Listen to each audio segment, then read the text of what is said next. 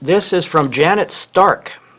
I want to have my slide out removed for good and the wall enclosed. I also want a new floor, which now leaks when the wind blows rain.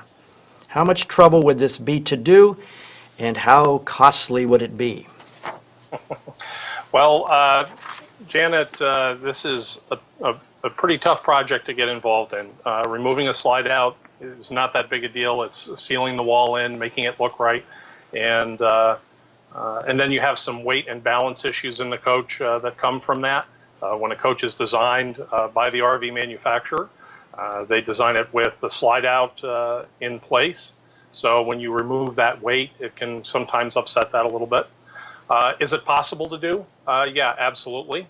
It would take quite a bit of work to seal that up, but it could be done. As far as cost is concerned, it just depends on the coach and how much damage has been done by the water leak and how much you have to do to change the floor. But it wouldn't be an inexpensive job for sure. That's basically kind of what you're looking at. Yeah, and she says it's been leaking, so she's probably got some issues with that floor, I would think, huh?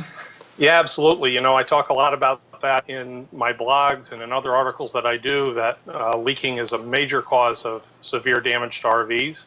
And a lot of times, you know, by the time you've noticed that you have a leak and you've started to notice damage, you actually have a lot of damage that you haven't seen already.